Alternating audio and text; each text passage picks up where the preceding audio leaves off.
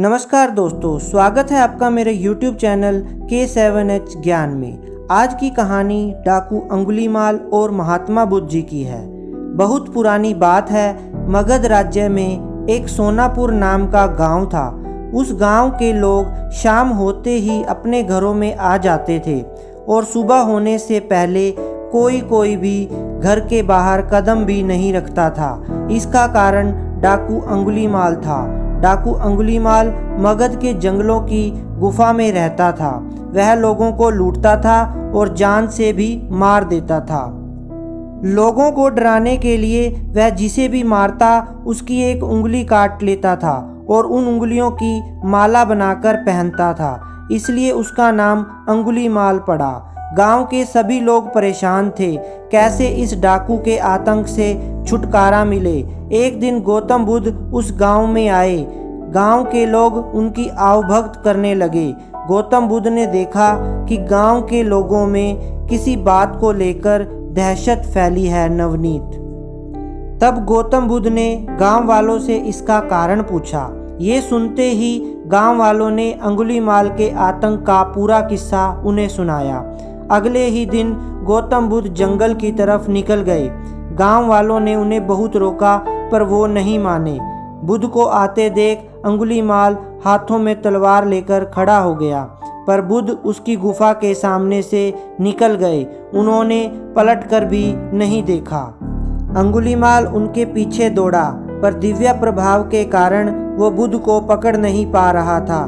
थक हार कर उसने कहा, रुको। बुद्ध रुक गए और मुस्कुराकर बोले, मैं तो कब का रुक गया, पर तुम कब ये हिंसा रोकोगे। अंगुलीमाल ने कहा, सन्यासी, तुम्हें मुझसे डर नहीं लगता?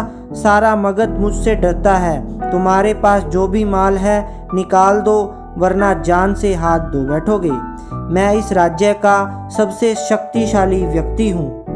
बुद्ध जरा भी नहीं घबराए और बोले, मैं ये कैसे मान लूँ कि तुम ही इस राज्य के सबसे शक्तिशाली इंसान हो। तुम्हें ये साबित करके दिखाना होगा। अंगुलीमाल बोला, बताओ कैसे साबित करना होगा। बुद्ध ने कहा, तुम उस पेड़ के 10 पत्तियां तोड़कर लाओ। अंगुलीमाल ने कहा, बस इतनी सी बात, मैं तो पूरा पेड़ उखाड़ सकता हूँ। अंगुलीमाल ने 10 पत्तियां तोड़कर ला दी। बुद्ध ने कहा, अब इन पत्तियों को वापस पेड़ पर जाकर लगा दो। अंगुलीमाल ने हैरान होकर कहा, टूटे हुए पत्ते कहीं वापस लगते हैं क्या? तो बुद्ध बोले, जब तुम इतनी छोटी सी चीज को वापस नहीं जोड़ सकते तो तुम सबसे शक्तिशाली कैसे हुए?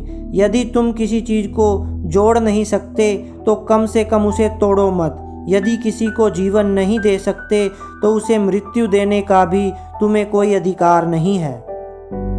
यह सुनकर अंगुलीमाल को अपनी गलती का एहसास हो गया और वह बुद्ध का शिष्य बन गया और उसी गांव में रहकर लोगों की सेवा करने लगा।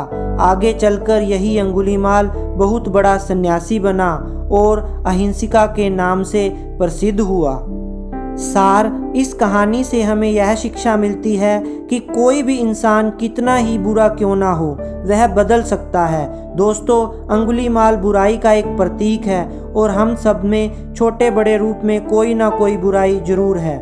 ज़रूरत है इस बात की कि हम अपने अंदर की बुराइयों को पहचानें और उन्हें ख़त्म करें। सदैव प्रसन्न रहिए।